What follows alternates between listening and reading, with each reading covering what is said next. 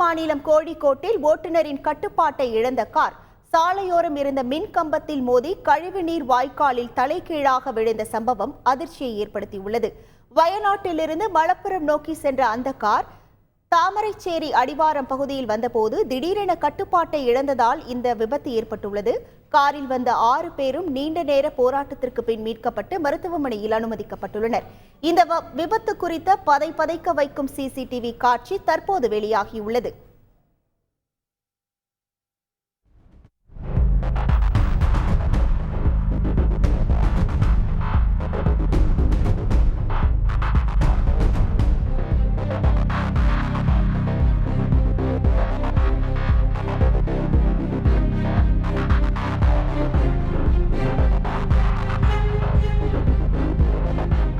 மேற்கு வங்கம் பிர்பூம் மாவட்டத்தில் உள்ள நிலக்கரி சுரங்கத்தில் இன்று ஏற்பட்ட வெடி விபத்தில் 7 பேர் பலியாகியுள்ளனர். பலர் காயமடைந்துள்ளனர். வெடி விபத்திற்கு பிறகு பல தொழிலாளர்களும் மூத்த அதிகாரிகளும் பாதுகாப்பான இடங்களை நோக்கி ஓடினர். நிலக்கரி சுரங்கத்தின் அருகே நிறுத்தப்பட்டிருந்த வாகனங்கள் சேதமடைந்துள்ளன.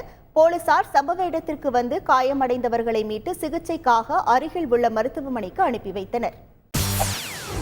செய்திகளை உடனுக்குடன் தெரிந்து கொள்ள உடனே சப்ஸ்கிரைப் பண்ணுங்க.